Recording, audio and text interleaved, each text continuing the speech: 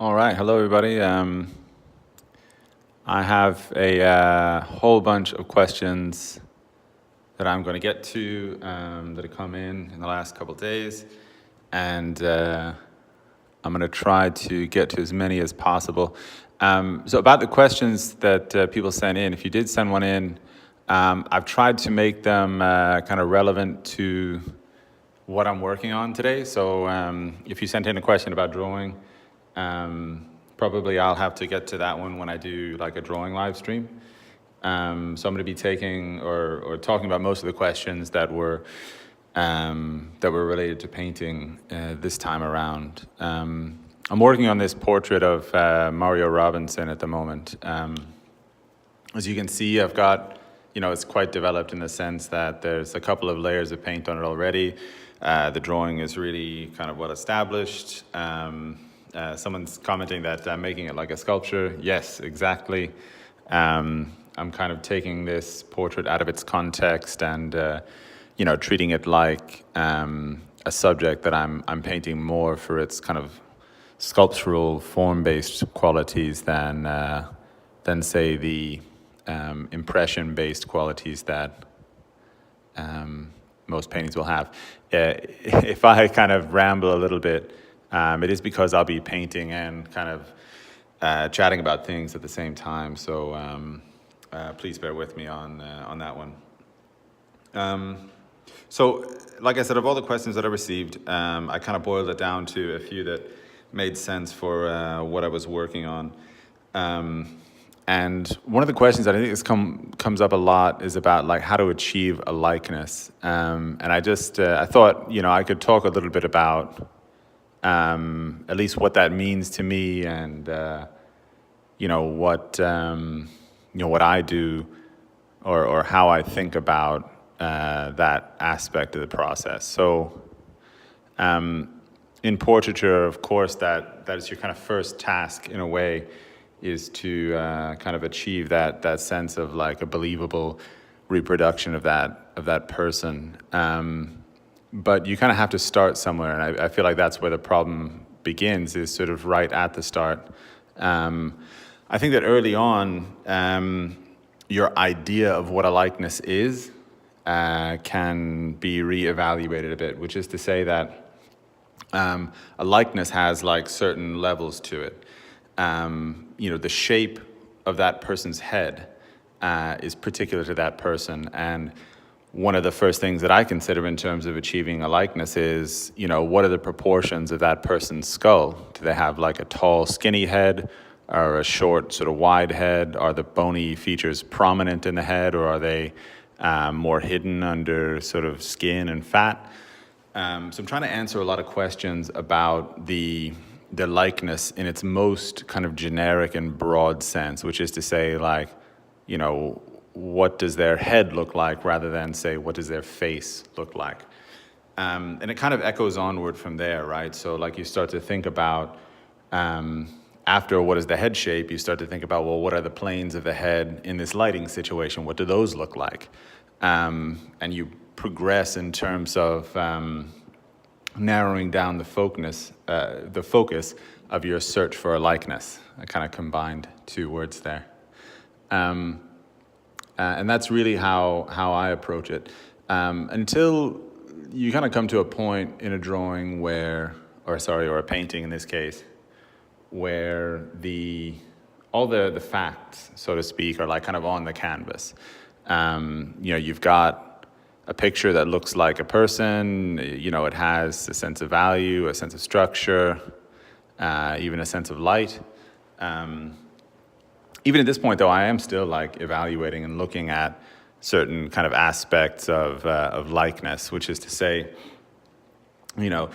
the particular features that kind of make up the eye or the nose and the personality that kind of comes along with that.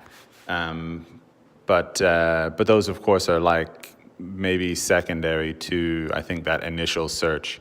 The early search for likeness is one that, for students anyway, is, I think, like a really big deal to kind of spend some time unpacking and kind of learning about that, because there is a kind of maybe two ways of like looking at the world that you can think of in terms of painting and drawing. And I don't want to be like too reductive and say there's only two ways to look at the world. I'm just going to offer two that exist. And we could say that there are millions more, but these two are important to this discussion. We all have a kind of naive sense of how to perceive the world, which is to say that if painting is about visual memory, we all have one, right? Like when you see your friends or your family or even yourself in a mirror, you recognize that. And because of that, we can say that you have remembered the arrangement of your own features. Now, I know I'm getting like pretty, I don't know, esoteric or, I don't know, metaphorical here, so just bear with me. But there is then another kind of recognition. And I would say that is kind of an academic form of recognition, which is to say it's about measurements and abstraction and maybe ways that we learn to perceive the world rather than ways which are naturally like kind of innate to our perception. And both of these ways are very valuable and very necessary to be harnessed, I think, if you're going to get good at achieving a likeness.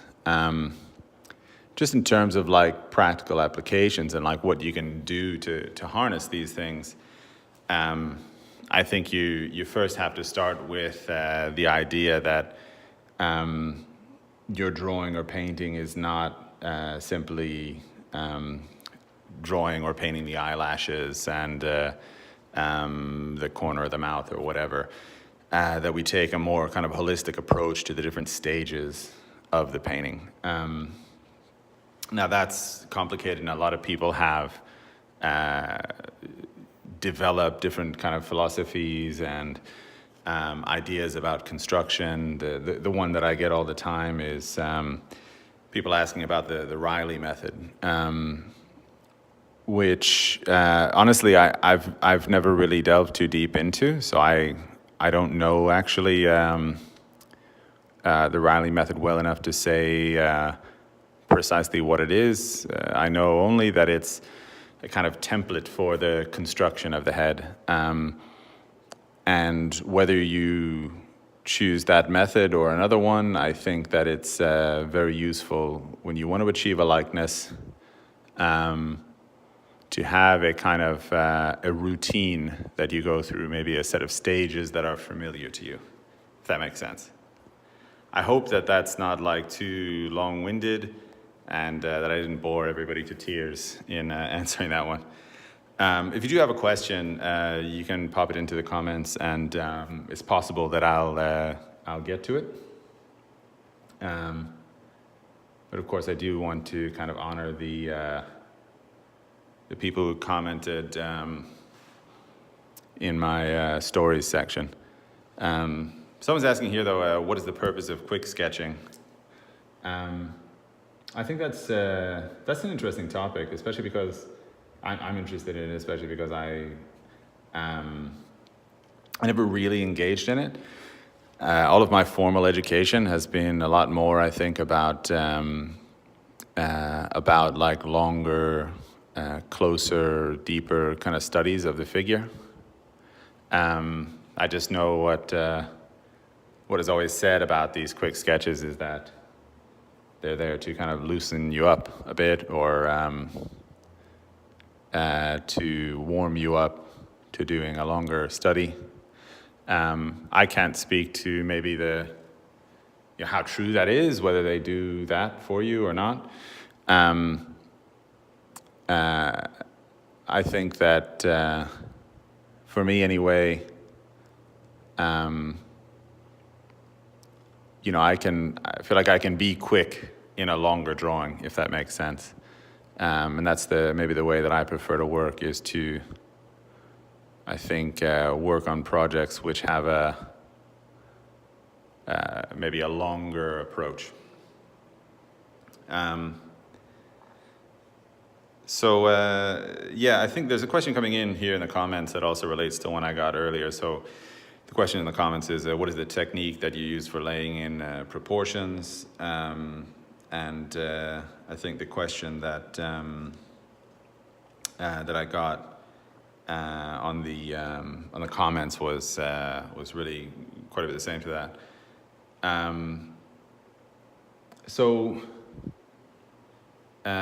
Wait a second here. Yeah, so in terms of like laying in proportions, the idea that I try to rest upon is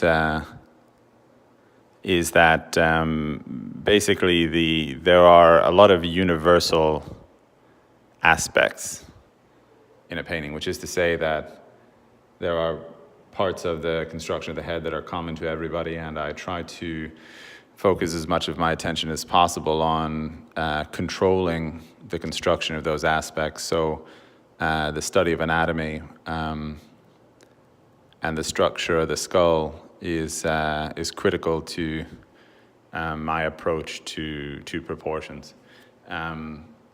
And really the way that I could recommend that anybody who's interested wants to approach it in the same way really is to try to draw the skull as many times as possible. So get yourself a good reproduction of a skull. I know that there are maybe some parts in the world where you can buy a real one. I have a reproduction. And draw that from as many different angles as you can find the time to do. In this way, you'll become a lot more kind of familiar with the arrangement of the features within the head, and you'll have a lot more knowledge that you can harness at an early stage of the drawing, which is really where the proportions are kind of most in question, and therefore you'll have the kind of greatest application of that knowledge. So there was another question actually from another live stream, and it was from one of my patrons, one of my supporters on Patreon, which if you're not there, you can check the link in my bio. All my painting and drawing tutorials are there, including like materials, videos, and things. So if you have questions about that, that all can be addressed on Patreon for, I think, a very, very reasonable fee. But the question was, I think, a super interesting one. I was so sad that I didn't get to it the last time, but I'm getting to it here. And it's, how do you stop from overdoing a drawing, or when do you kind of, essentially, when do you know that you're finished? You know, this is such a deep question, because it kind of speaks to essentially like what we're trying to achieve. And I think having a very clear picture, either figuratively or literally, of what you would like to achieve with your painting is actually critical to answering that question of when to stop. So if you think about like painting or a drawing as something that has like a trajectory or almost a map, which is to say, like, you start at A and you are trying to get to B, right? So trying to get from one place to another. In this case, it would be from getting from nothing into something, right? Into a representation of the model, of the pose, of the light. There are, in between those, innumerable choices or paths that you can take. Each one leading to some place very interesting. And this is why it's important to kind of have a criteria by which to judge. Because if you don't, any of them can sound very attractive. And it's very easy to become maybe distracted by something that is like seemingly interesting in the moment, but actually is not fitting your eventual goal. Now, I'll just break this down into the simplest terms possible. When I was a student, something that we would do a lot is we would get like an image of like a masterwork, say a Rembrandt painting or a Sargent painting. we'd actually tape it up on our easel, next to our painting, so that I would be able to look at what I was doing and say to myself, well, the difference in between this and this is the direction that I need to go. So when you're a student, what I'm recommending basically is to try to study someone else's map. Try to study Sargent's map in terms of how he got to where he was going. And I think that can really assist you in helping to form your own conclusions, educated conclusions about where you would like your work to go. Now, the way I think about it in my work currently is, I would say, similar to that, but maybe in some small ways different, and that I've kind of formed my own template of where I want my work to go, and I feel like I have the necessary experience to kind of answer that question without another kind of roadmap being present. So for me, it's when I have exhausted my capacity to push in the direction that I want to go. And that comes in some different shapes as well. Like, it can come in the form of a waning enthusiasm.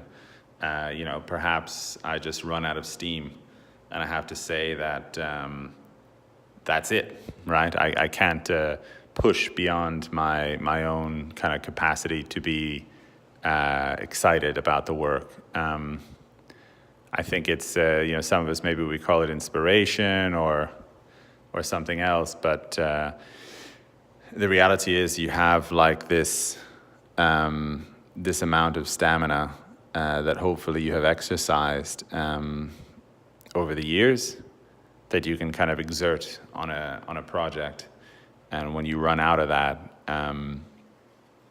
I think it's healthy to kind of take a step back, take a step away from the work, and just see where you've left it, because working without that passion or that joy doesn't often kind of render a result that is very useful. So that's what I'd say to that. Let's see. I have some more questions here as well. Someone asked about how to achieve hair texture or skin texture. And I think that's in some ways a very interesting question, but it's also one that I kind of have to answer in a roundabout way.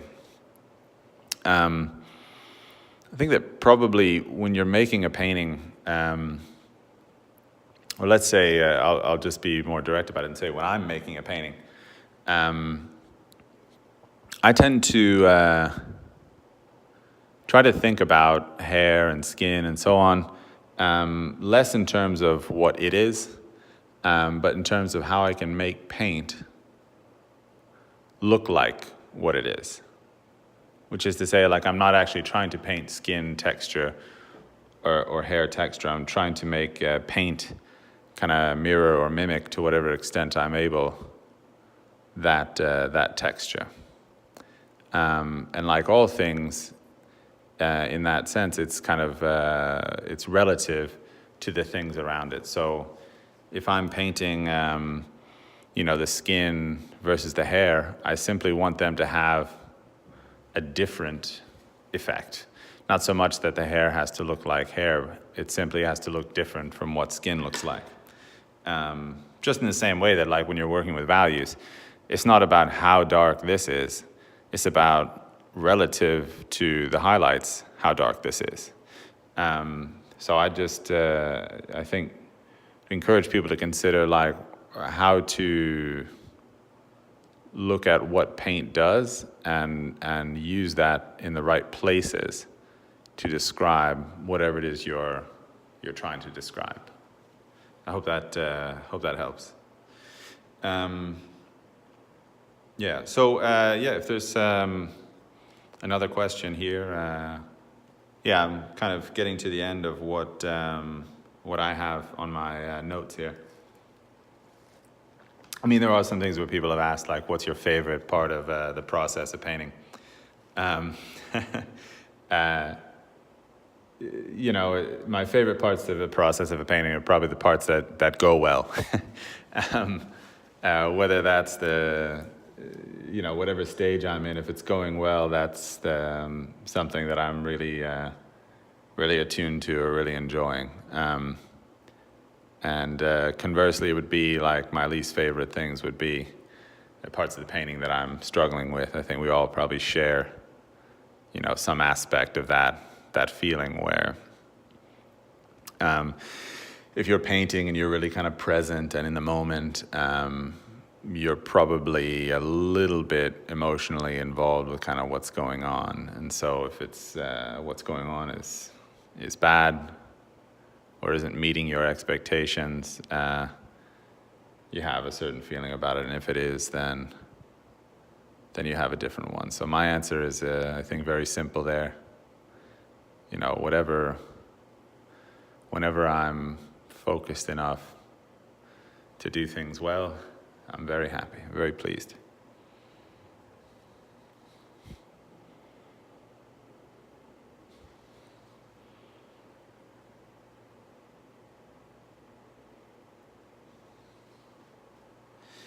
Someone did mention here in the comments something about overthinking, and it's definitely something that I maybe experience a weakness with as a professional.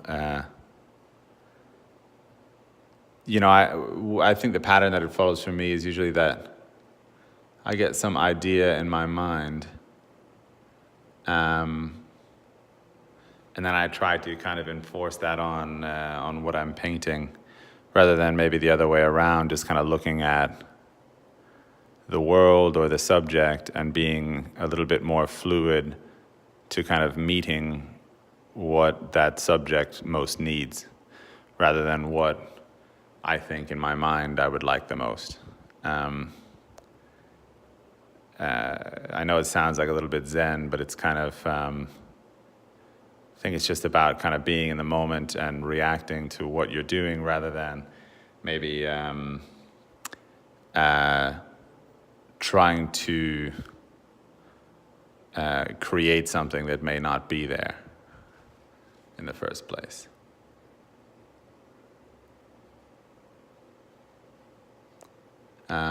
If there's questions coming in at the moment, I am kind of just focused on painting this one part of the head, so I'm going to miss whatever questions are coming in right now. Someone's asking about, though, the how to make sure the eyes kind of get into the right place. All of the features have like a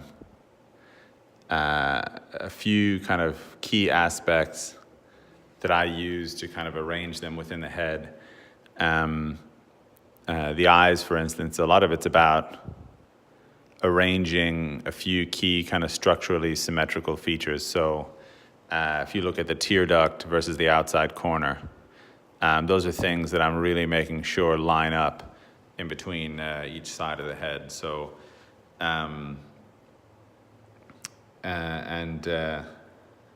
yeah, I mean, after that, really, it's talking about the kind of construction of the eye socket around the eye, and how to kind of draw or paint that aspect without painting the eye in itself, which is a skill that you really, I think, have to practice. And it's not only practicing anatomy in a way, it's understanding a little bit the planes of the head, along with the anatomy and construction of the head.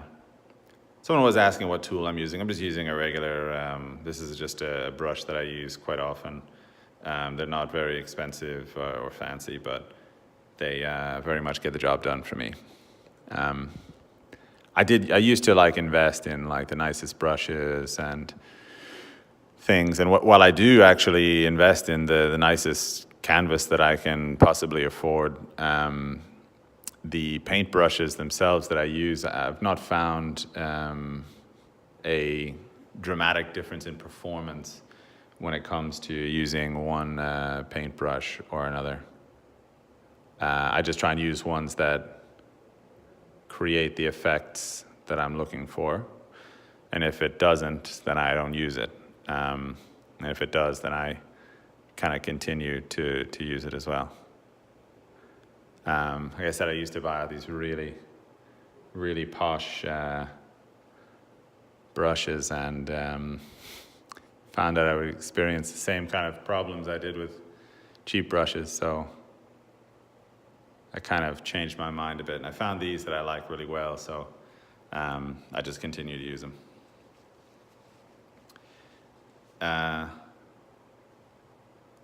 So there was a question about oil paint brands, like which brands that I use. It tends to differ from pigment to pigment, but probably the one that is most significant, I think, to my process is that I use a flake white that's made by a company called Williamsburg Paints that I think in like 2007 was acquired by Golden Paints. And they've kind of maintained a bit the kind of mission statement and quality of Williamsburg colors. So it's a manufacturer that I personally like. I trust them quite a bit. So, and the white that they use is really rather consistent in its viscosity, and also the drying time I find very pleasing as well.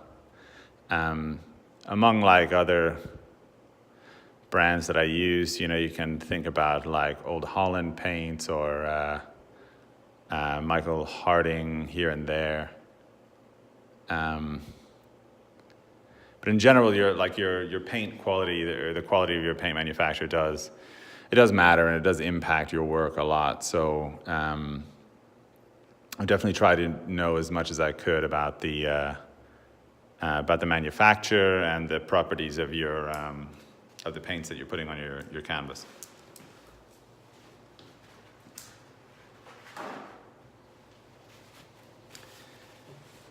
Okay, so I don't know what time we've gotten to. I think we've passed about a half hour, but I would like to maybe take some more questions from those of you that are watching this live. So if you have a question, please just put it in the comments, and I'll as soon as I see it, I'll kind of get around to it. Or if there's a couple questions that kind of sound the same, I'll try and answer those together while I'm working here.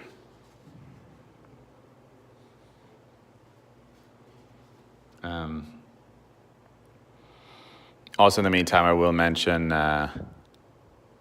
I've started to do commentary tracks actually for all my Patreon videos. So I'd say that they're really proper instructional videos now. So if you are curious about my process, or you want to learn from what I'm doing, I do have like student interactions that are possible there. Someone has a really good question here. A question about lighting the room that you're painting in. Now, like in my career, for the most of the time that I've been a professional, I've worked for a school called the Florence Academy of Art, and so I've always had a studio in the school, which of course is really convenient. And so I've had natural light. Since I moved to New Jersey, actually, though, this is the first time that I've had a studio that's artificially lit, which I think is probably what most people experience. There's not a lot of great north-facing skylights in sort of suburban architecture. So I think that probably most people struggle a bit with this one. Whatever kind of light that you choose to get, I use an LED light, for instance. the important rating, there are kind of two important ratings that you want to consider. One is the Kelvin rating of the light, which refers to, the shorthand of it refers to the color of the light. Now, daylight, which is what we want to kind of mimic because it has the broadest kind of spectrum of color in it, is, from what I understand, around around 6,000 or 5,500 Kelvin. So this rating will be like available to available when you're kind of looking on the packaging of the light. So look for what it's usually written as like a K at the end of the numbers. So if you're at 6,500 K or 3,000 K, they're referring to the Kelvin rating of the light. And then also there are two other interesting things. One is the lumens, which is how far the light projects. So if you have like a higher ceiling, you need a high lumen count to project the light down to where you're working. And also something called CRI, which is which relates to, again, like how much visible color there is, like what the breadth of the spectrum of color within the light is, which then will help your pigments express their own color as well. Someone's asking if flake white is brittle. Compared to zinc white and titanium white, flake white is supposed to be the most flexible white pigment available for artists. Also, the other advantage of using flake white is that it's been used for so long. You know, it's been used for hundreds of years, and so the actual tests of its physical kind of stamina are very easy to document. So I always use flake white in my paintings. Partially because I know it'll last forever, but also, you know, I just like the qualities of it. Actually, the kind of transparency of it I find to be really, really useful, at least in the way that I work. Ooh, very interesting question from Louis Cerno, one of my patrons here, is that do artists have an obligation to be socially relevant?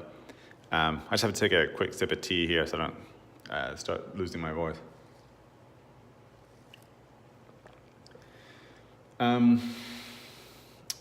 It's a really interesting question. I think it's one also that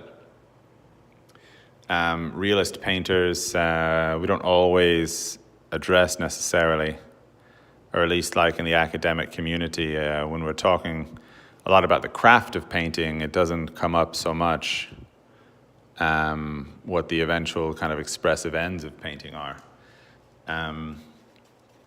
My feeling is that I'm not sure if, as painters, you know, or as artists looking at the world, that it is possible for us not to be socially, let me see how you put it here, it's socially relevant. Now,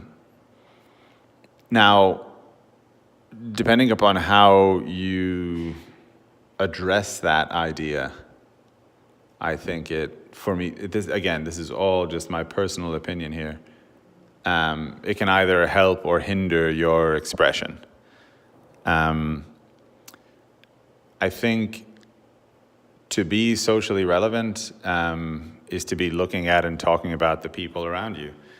And I'm not sure if it necessarily requires that we go above and beyond to create or manufacture some kind of social commentary in our work, which is to say that, like, I don't think that really painting needs to be like a public service announcement for social values that the artist holds. I think that whether you like it or not,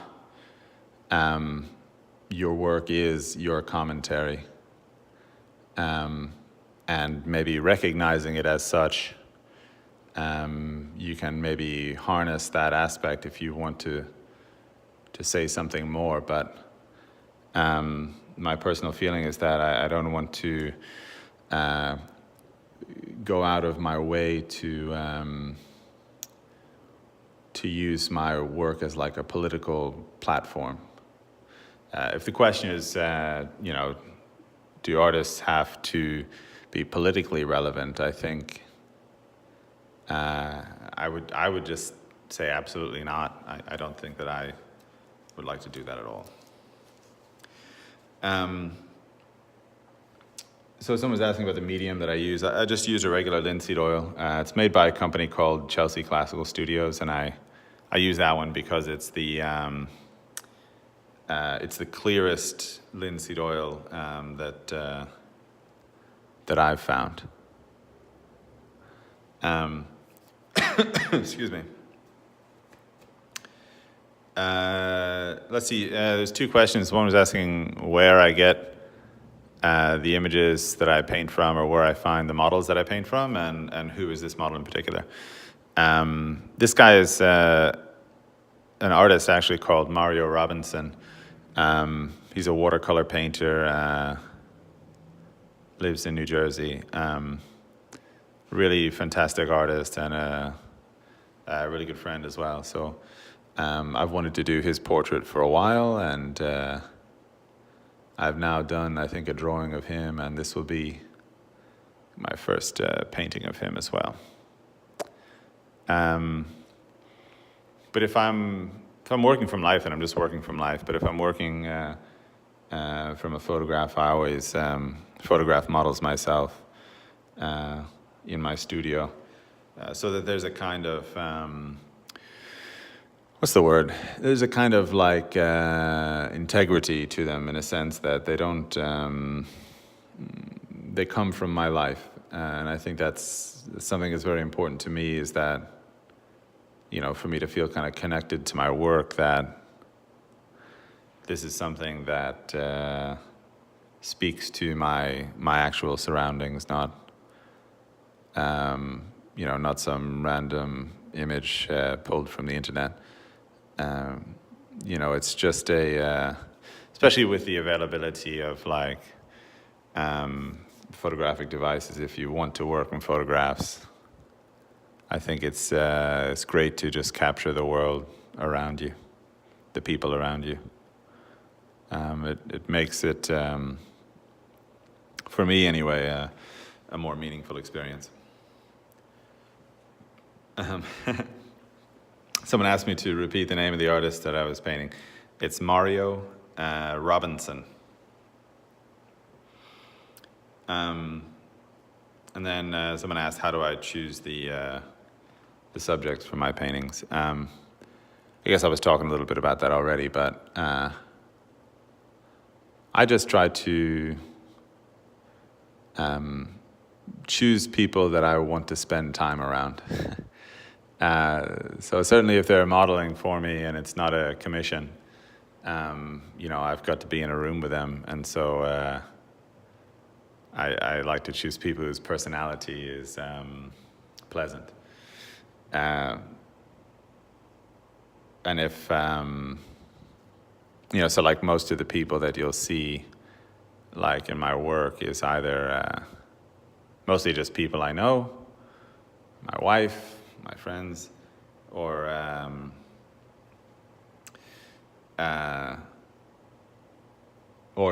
maybe it's a commission and I'm just painting the person that I was asked to paint. But always, if I do have a commission, I don't take them unless I'm able to spend some time actually with the subject. So if that's not an option, I think it's just, I don't think anybody's going to be satisfied with that necessarily. So I try to avoid commissions where that is like a stipulation that like I won't ever be able to like have that person in the studio or have them modeling for me.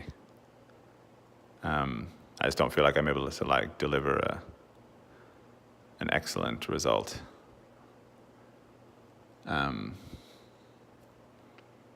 Without that.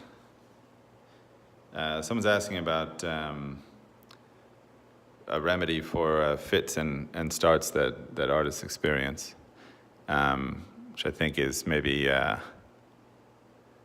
kind of maybe a question about enthusiasm or workflow.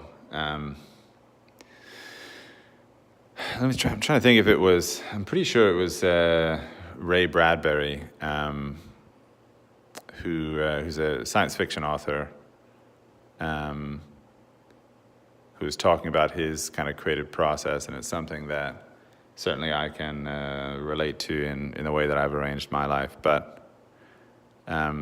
he said he only paints when, or sorry, he doesn't say he paints. He's an author. He says he only writes when he's inspired. But luckily, he's inspired every day from 9 a.m. to 5 p.m. And so, in a slightly maybe humoristic way, what he's saying is that as an artist, like, I think it's actually very important that you keep a routine. Relying on inspiration is really not a good way to, I think, become a successful artist, in that the labor is so intense that if you're going to produce enough to kind of be a successful artist, or even to be a successful student, I think you need to have a schedule and have a routine and rely on that rather than any inspiration, and then just get used to it. It's probably the less convenient answer, but I think it's the more true one. All right, so I'm probably coming to around the end of where this, where I'm going to take this live stream. I do have time for another question, but after that, I'm going to wrap it up. The live stream will be available for, as usual, for like 24 hours or so on Instagram. But then after that, I will post it on my Patreon page, where it will be available to subscribers. And if you've ever been curious about that, or curious about drawing and painting videos, it's really just $5 or $10 a month, and you can watch a ton of content that I've created over the last year.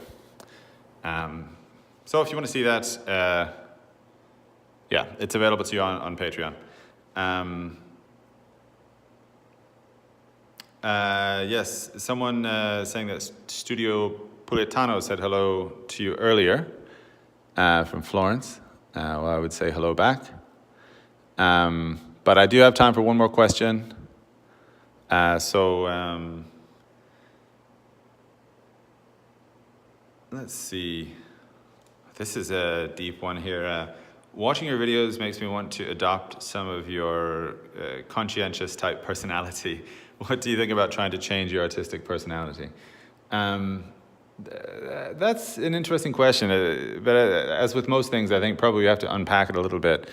I understand that urge. Like, I think I see sometimes artists where I'm like, wow, they're so adventurous, or this or that, or some quality that I perceive myself as having a little bit less of, and I think, oh, I'd love to have more of that. And I don't actually think that's, I think your initial reaction maybe is to go, oh, that's probably a bad thing, because, you just have to be yourself. But I think that, I look at my own experience. When I first went to study painting and drawing in Florence, I think my personality changed massively in that time. It's just, it changes though at like kind of the rate of hair growth. Like, it does not change quickly. It changes kind of slowly and perceptibly over time. And it does so through like a kind of persistent application of pressure. And so I think it's probably in some ways inevitable that we change a little bit our temperament through education. And I believe that I've been through that, and so I don't necessarily view it as a bad thing. I think it's worth taking on the positive qualities of artists that you admire. be it in their work or their practice. Again, that's what I think inspiration is kind of all about. I think for the artists that I'm inspired by, it's not so much that I want my work to look like theirs. I think that maybe I want my work to have the earnestness or the, what's the word, like the integrity of their work. And so that's maybe how I look at myself and my own work in terms of what is throughout your life an ever-changing artistic personality. I think in some ways it's probably a good thing. All right, someone is saying hello from Ghana. I have to pause and say hello back to you. Thank you so much for watching from such a great distance. But also, I'm going to wrap this up.